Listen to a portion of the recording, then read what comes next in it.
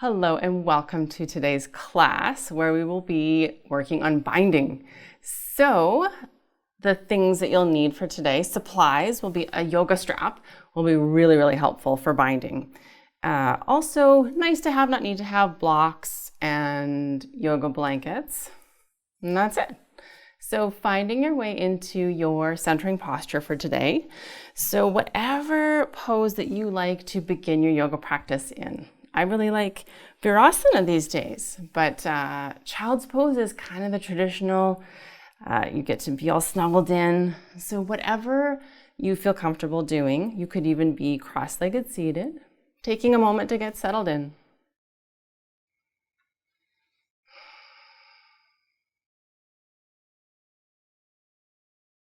And we do centering for actually a few reasons. One of them, of course, to create a delineation between the hustle and bustle of everyday life and the beginning of your calm and collected yoga practice. Also, it gives your mind an opportunity to talk to your body about what we're about to do. So today being binding, just checking in with the joints. Binding, if you don't know what that is, we'll talk about it more, but it involves the joints moving, the range of motion, gaining range of motion in the shoulders especially. So while you're centering, just taking a moment to check in with the shoulders.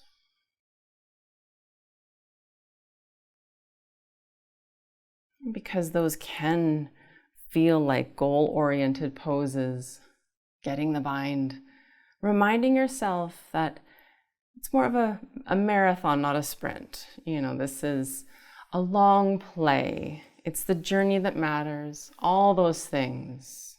Remind yourself to do the variations that are right for you today. That is the most efficient way to gain flexibility and range of motion.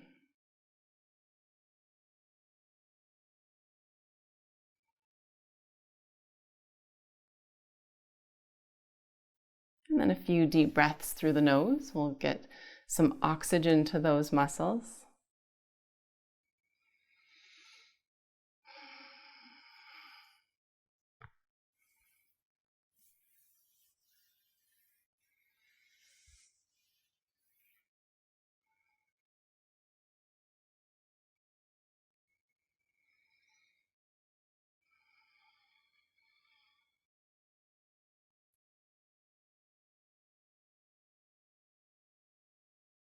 And then slowly blink the eyes open. And we'll make our way all the way up and back to a downward facing dog, taking your time.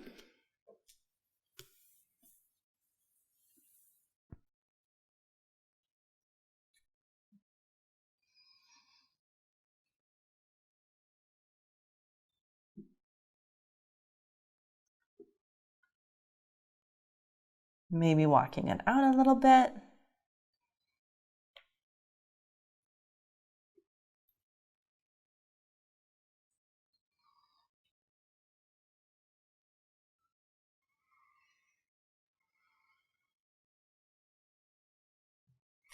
And then from here, gently lower through hands and knees just for a moment. We'll be heading into some sun salutations, but for so many of us, sun salutations are not the healthiest thing. So I wanted to just quickly offer an alternative. It's one of my new favorite exercises to warm up. So if sun salutations are not good for you, for perhaps wrists or shoulder reasons, lots of reasons why sun salutations are just not appropriate for lots of people at a certain time. So one of the things that I really love doing is from here, from hands and knees, we extend left leg back, so not super high, parallel, and then right arm forward, and try not to let things get all askew, but keep the shoulders in line with one another, and then put it all back down. Other side, reaching and lengthening, and lower. And then we just alternate at your own pace. And this is what we can do instead of sun salutations. And when we complete one salutation, feel free to take rest in child's pose, or maybe in downward facing dog. And for those of us who want a few sun salutations, honestly, part of it is like, some people just don't like sun salutations, and fair enough. Or maybe you're like me and you're like, I really, really like that other variation, and that's fine too. From downward facing dog, either lower back to hands and knees for the hands and knees warm up today, or send your feet forward to the top of your mat, landing in a forward fold. So let the head hang, and we'll decompress the spine here. And then rolling up one vertebra at a time. Let's get started.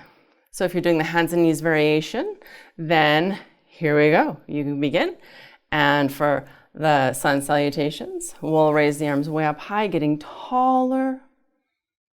On an exhale, gliding forward, nice and smooth. On an inhale, lengthening, looking up. And exhale, heading back to plank. Belly scoops in. And lowering chaturanga. You can lower knees first. I like to for the first couple. Inhaling for cobra or up dog. I like a little cobra first. And release. And downward facing dog. And if you're doing the hands and knees variation, feel free to join us in downward dog or take a child's pose. And if you're sun salutating, because that's a word, you can always head into child's pose instead of down dog. Salutationing. Anyways, send the feet forward all the way to the top. Looking up to the horizon for flat back. And exhale, forward fold. On an inhale, come on all the way up, reaching up high, getting taller. And exhale to a tall mountain. Number 2, inhale, arms up. Exhale, forward fold. Inhale for flat back. Exhale, send the feet back to plank, belly scoops in. And lowering chaturanga. Inhaling for cobra. And exhale, downward facing dog for child's pose. I'm taking a moment here.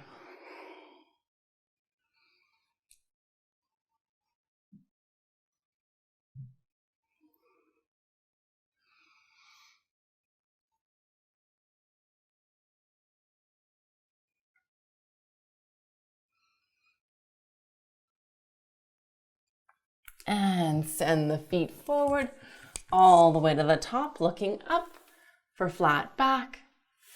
Exhale, forward fold. Inhale all the way up, reaching up high. And exhale to a tall mountain. One more. Inhale, arms go up. Exhale, forward fold. Inhale, looking up. Exhale, send the feet back and lower. Inhale, up. Exhale, downward dog.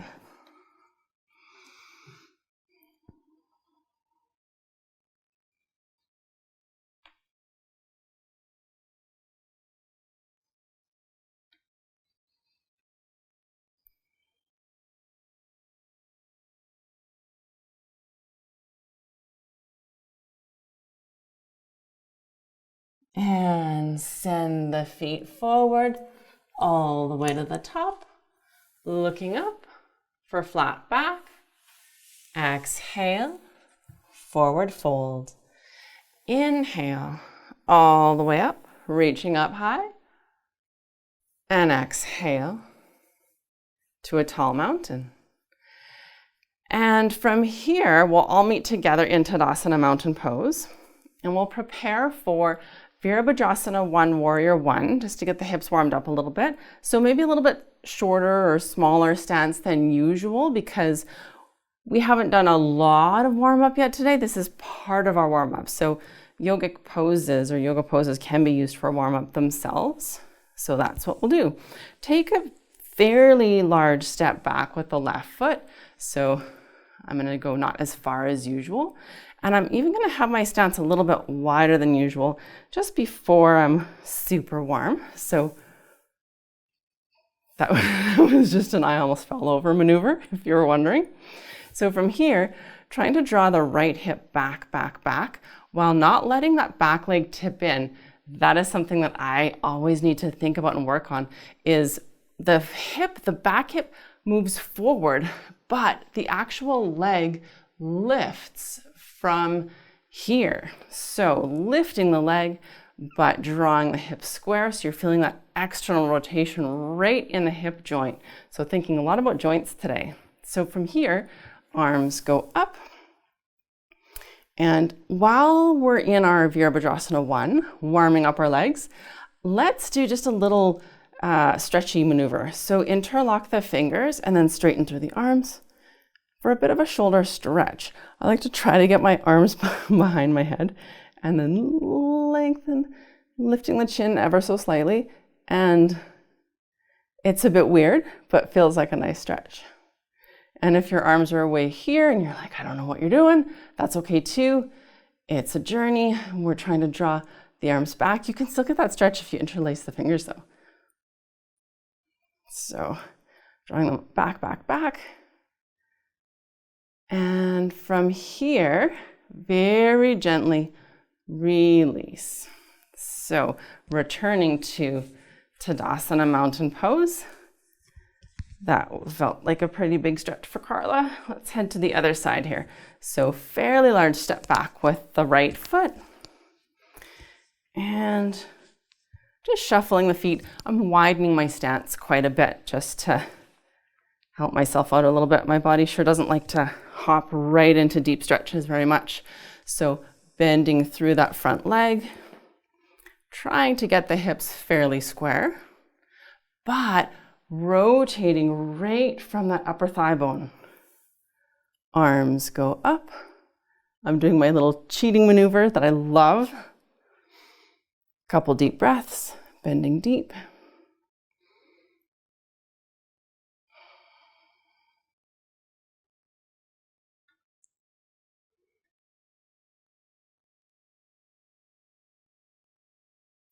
And to come out, we return to Tadasana, mountain pose. From here, we'll head into Warrior 2.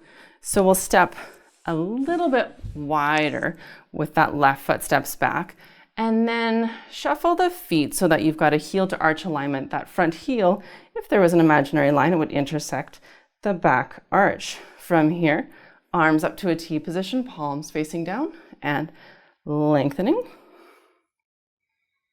And breathing. That's already 2. 3.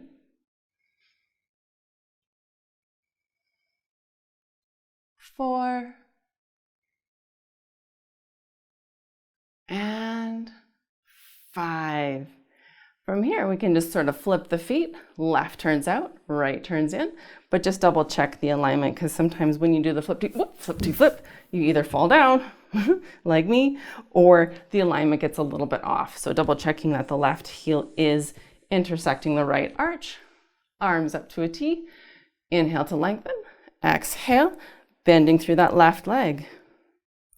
For 1.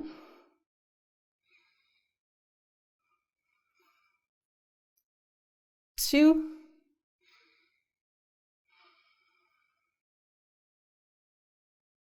3.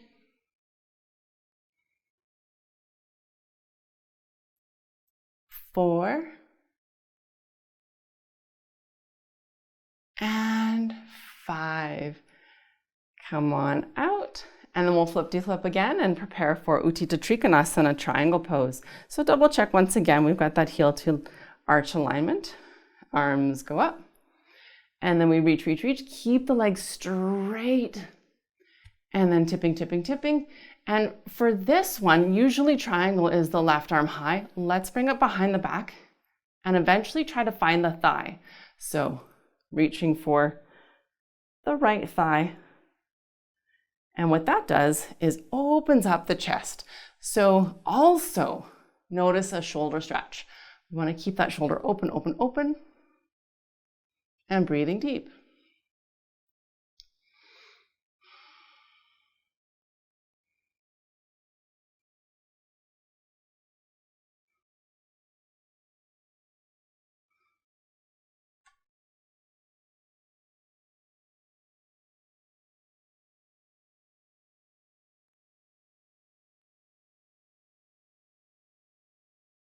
And belly scoops in.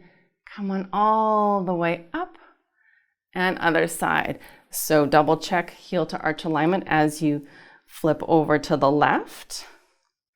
And then arms go up and reaching, reaching, reaching to the left. Tipping, tipping, tipping. Left hand to the thigh or to the shin. Right hand to the thigh behind you. And breathing deep. See if you can feel that shoulder stretching a little bit. If not, that's okay too.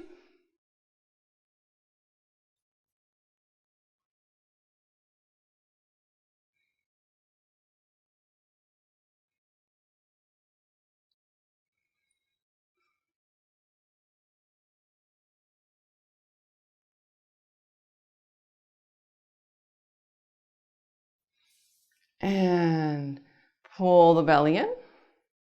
Come on all the way up. And we'll return to Tadasana Mountain Pose. Let's do a little bit of stretching on the floor just for a little bit, but we'll get there safely. So let's inhale, arms go up. Exhale, forward fold. Inhale, looking up. Exhale, send the feet back and pause here. Scoop the belly in, hold, hold, hold. And then from here, press up and back to downward facing dog. Thinking about the little stretch in the shoulders. And actually, let's lower through hands and knees. I'm just gonna do a really, really quick reminder of alignment for downward dog because downward dog is such a good opportunity to stretch the shoulders, but it's important to have the arms in the correct alignment. So if we're in down dog, so this is me in down dog, what we're trying to do is externally rotate the arms in the shoulder sockets. So the easiest way to explain this is to show you what not to do. So internally rotating would be like this.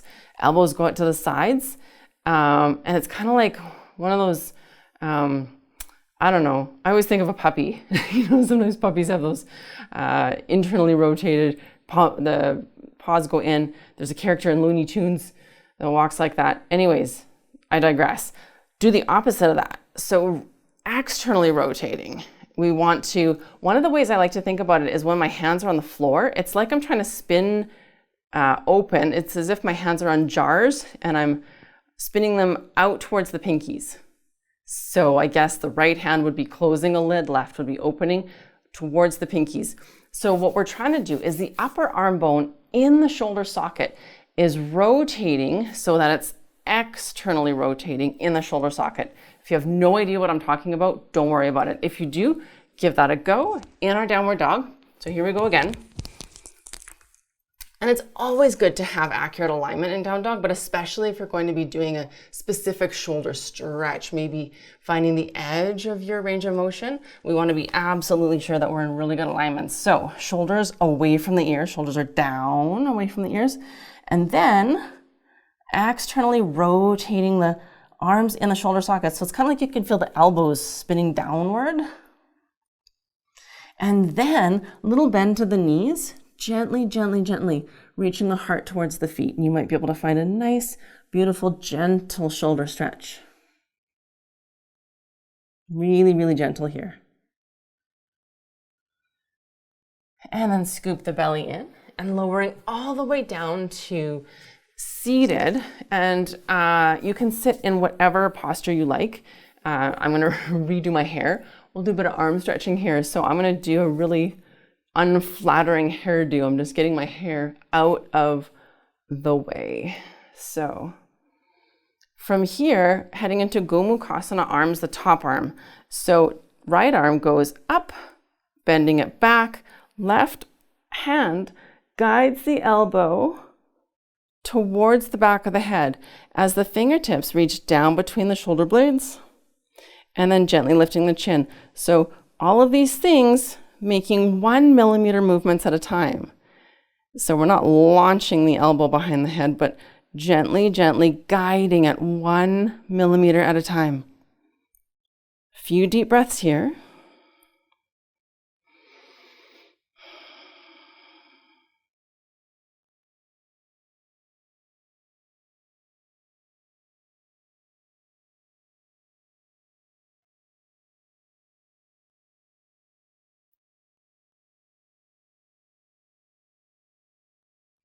And then slowly, slowly release. Other side. So left arm goes up, heading back. Same. Right hand gently, gently guides.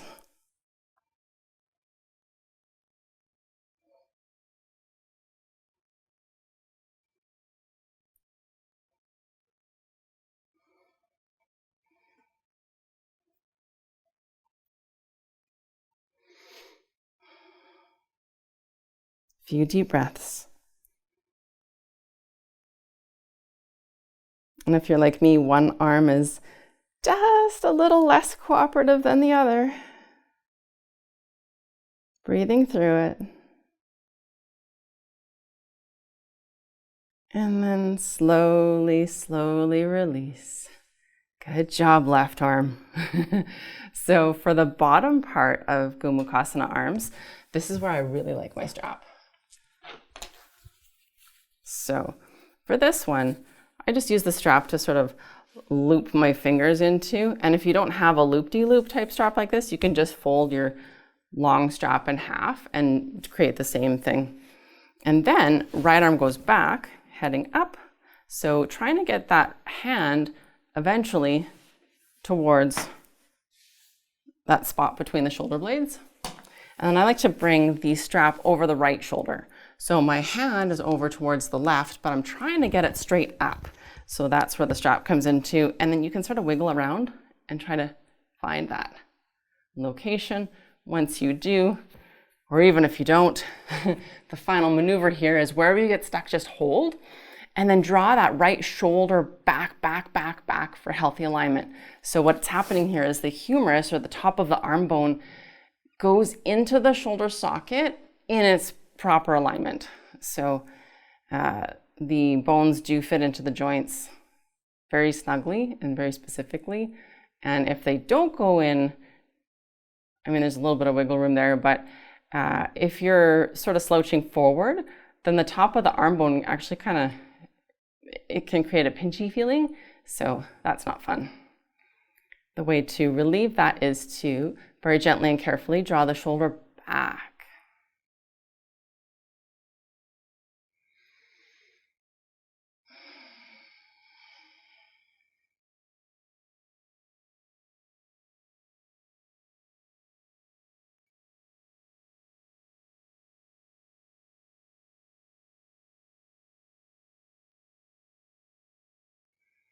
And then slowly, slowly release. And then switching sides. So same thing. This time left hand is looping in that little loop. My loop went too small. And then the strap goes over the left shoulder.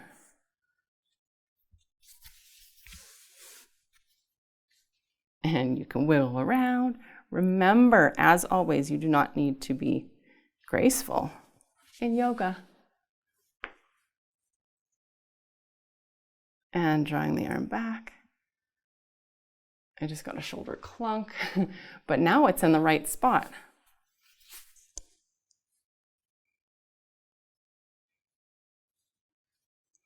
And when it's in the right spot, there's a little bit more range of motion. Drawing the shoulder back, breathing deep.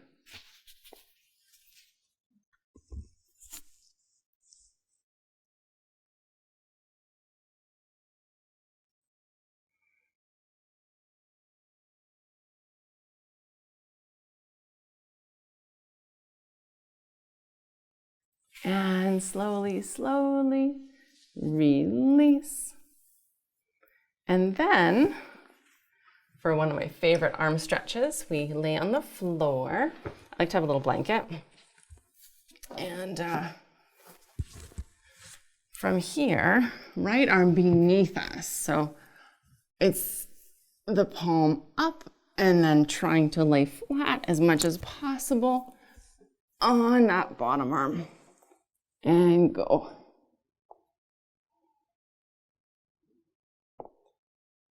Usually feels super awkward for the first 20 seconds, and then it feels lovely, actually.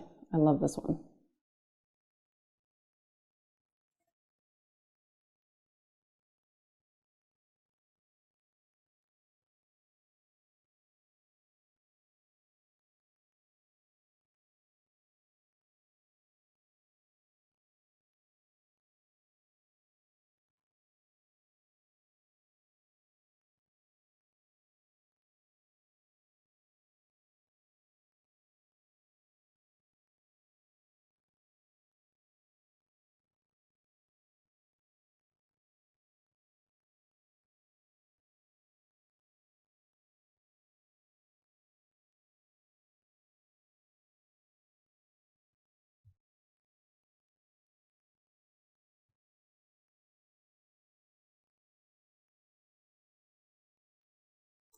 And then slowly, slowly switch sides. So now left arm underneath.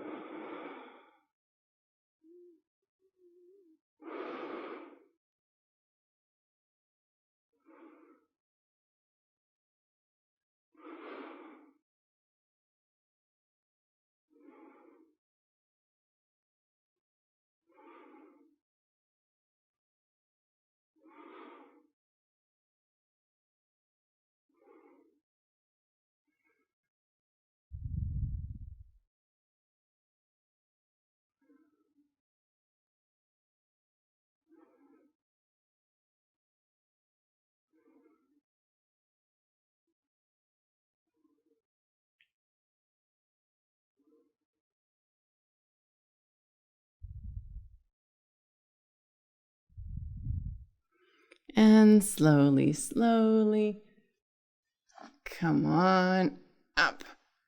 And then should feel fairly loosey-goosey. Come on up back through hands and knees. And then all the way to, let's come to seated. So instead of doing a whole bunch of different poses that bind, today I just wanted to do one. And just work on one and work on the technique for binding, because the same thing applies for all binding in yoga. So for that reason, it's really, there we go. It's nice to work on just one. So for this exercise, we'll work on Marichiyasana B modified. So even if you can do the full variation, I mean, feel free if you know the full variation, but even if you do, you might just want to do the modified to make it easier to really focus on the arms. So I'm going to face actually this way, I think. So for Marichiyasana B, we start in cross-legged and then take your right foot and just put it on the floor and you can draw it in. So for the full variation of Marichiyasana B, the left leg is in Padmasana, right? But it just adds a whole nother element of, let's not worry about that. Let's just keep that left leg as in cross-legged and then bend. Actually, I'm actually going to turn a little bit this way. Bend the right foot in. So hopefully you can see what I'm doing here. And then from here, the way we bind this one is we extend the right arm forward on the inside of the knee. And the trick is to reach as forward as possible. So you're trying to get the knee kind of towards the shoulder. And then thumb turns down and we wrap around the leg. And then we try to get the hand up towards the back, like your back, or back of the leg, that kind of thing. And then I'll just keep going, and then if we get stuck somewhere, we can pause. We find the hands behind us, and you can clasp the hands. So this is sort of an overview of what we're hoping to attain or hoping to move towards. Whether or not we ever attain it doesn't matter.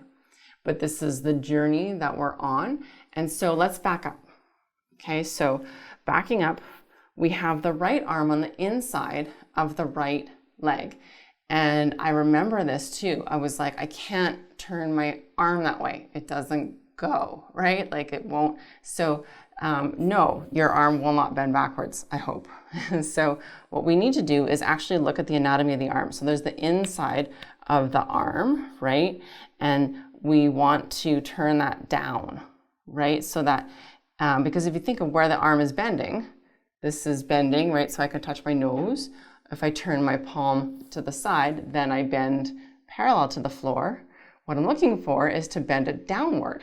So I need to have my elbow pointing up. So now you notice we're internally rotating. So remember in downward dog, I said externally rotate the arms. In this position, we want to internally rotate. So the thumbs turn down. And then we want to get to the point where the arm goes down and actually passes on the outside. Okay, so that's sort of step one, if you can get there. But the trick is we need to be forward enough so that the elbow passes the knee. So a lot of it is hip mobility. So if you're stuck here going, oh, I can't do this, that's totally okay. Okay, you could walk the foot forward, but often that doesn't help as well. We're just going to work on mobility of the hip, and the preparation there is just hold here. Or you can find your strap. So this is where the strap comes in. Even if you're back here, you can still have your hands very far apart and still use your strap. So you've got one hand here and one hand here, and you're binding. So it's just that making contact between the hands, even if there's a belt or a strap in between, okay? And then even when I'm here, if I'm thinking of internally rotating my arm, I can feel a stretch. So you don't have to be in the full pose to feel the stretch. So let's try that again. So we're bending this leg in. We'll try the other side in a minute too. So once again, arm on the inside of the knee, reaching forward, forward, forward, forward, forward as much as possible. Thumb turns down and we wrap around.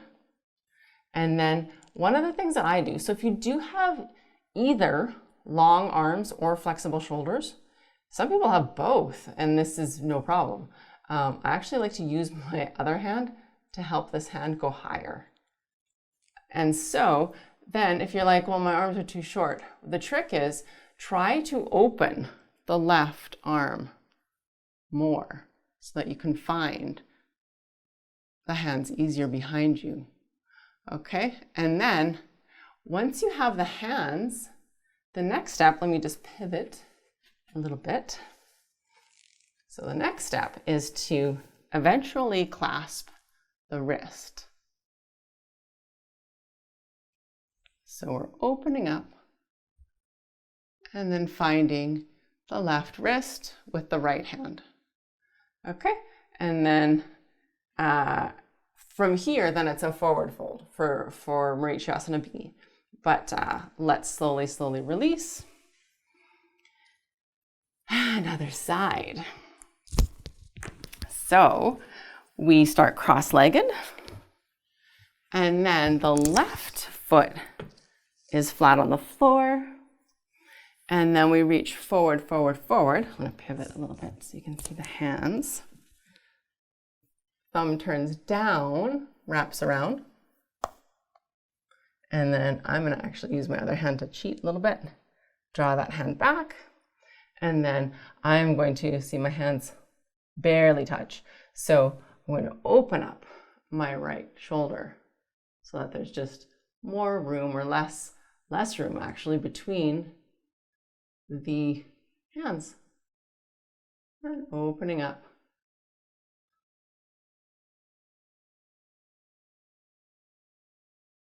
and finding your strap if you don't have the bind. And then slowly, slowly release. So when we find the fingers behind us, that's all well and good, but eventually we are meant to find the wrist. And if you're at that point, like I say, some people naturally have quite open shoulders, or maybe you've been practicing yoga a while. But I remember at one point when I could reach the hands fairly relatively easily, and then my teacher said, now find your wrist. I was like, well, which wrist, right? Because they're both behind you, so which wrist? And David Swenson, super awesome yoga teacher, he says the wrapper is the grabber. So what does that mean? When you are doing your left side, I've got my left arm wrapping. My other arm is extending, right, and reaching behind. So the wrapper grabs the other wrist, okay? And that is the case for every scenario, every side, right? So my left hand will be grabbing the right wrist, and then on the other side, the opposite is true. Okay, I think that's all I wanted to talk about for binding. I just wanted to go into sort of that detail. And then also eventually, the arm that's opening up behind you will probably be straight. Mine wasn't quite. Sometimes when I get warm, it kind of works. But I also wanted to take a second to just debunk the myth that you need long arms to do this, because I don't have those. I would love to, but definitely body shape and proportions and things do play a part. Longer arms, it's just going to be easier. But in my opinion, never give up, because I thought for sure there's no way. My hands are never going to reach, ever. But they did eventually. It took a little while. Well, it took a long while. But it can happen. And there's nothing that says that getting the bind makes it now a better pose, right? So just always thinking of the integrity of the pose and still reaching, even if you're using a yoga strap, as long as you're feeling the motions and that internal rotation in the wrapping arm, and you're opening up through the other shoulder to try and find that bind, then you're doing it right, and you're doing your yoga pose justice. So there you go. I sound awfully passionate about this binding, but I really like it. So there you go. Let's head into some closing postures and then wrap up our beautiful binding class today. So we'll head all the way back, laying down and preparing for twisted roots. One of my personal favorite poses ever. So laying back, you've got options as well. So arms in a T position, palms facing down. If you're looking for something more mild than twisted roots, then keep both knees bent, lift the hips up and over to the right, and send both knees to the left, keeping both shoulders on the floor, and look over to the right. If you want to wrap that leg all the way around, feel free. And breathing deep.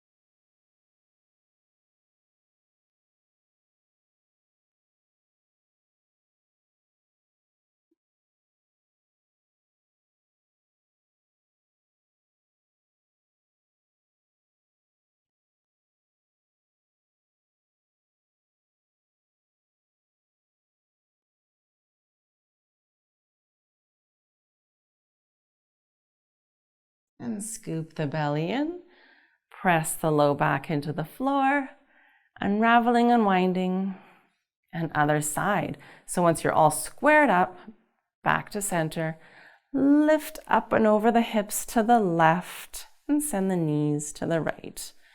The same variation as we did on the first side, so either knees together or crossing them all the way over in the twisted roots variation.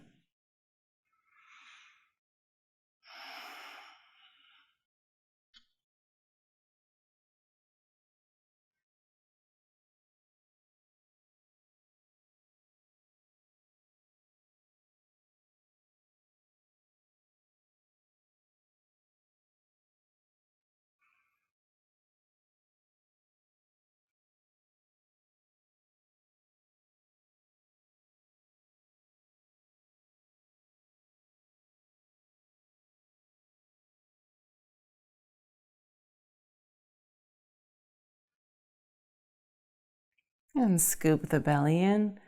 Press the low back into the floor, unraveling, unwinding.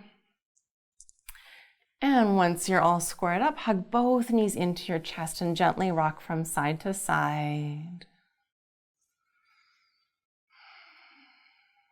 And we'll prepare for Shavasana, final resting pose. So as always, if your back wants just a little extra support today, keep the knees bent with the feet on the floor and allow the knees to tip in towards each other. Otherwise, extend the legs and the arms along your sides, palms facing up, and close the eyes. Softening everything, but especially through the neck and the shoulders and all the way down the arms. Letting the fingers softly curl. Softening through the face, softening around the eyes, and even the muscle between the eyes. Just letting it all go.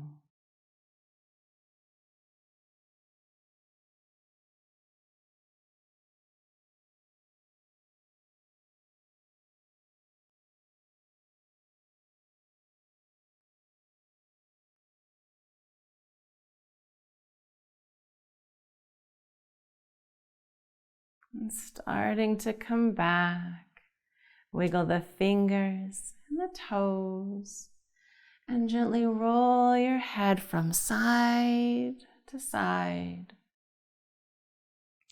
Then reaching your arms above head on the floor for a big stretch, feeling totally refreshed. And bending your knees in one at a time. Gently roll over to the right side and just pause for a moment as you come back.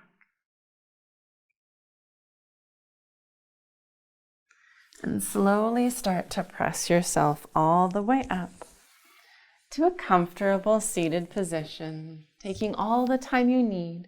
And when you arrive, palms facing up on the knees, inhale, sitting up tall. And exhale, softly close the eyes. And taking those final moments to thank yourself for showing up to your practice today and taking care of you.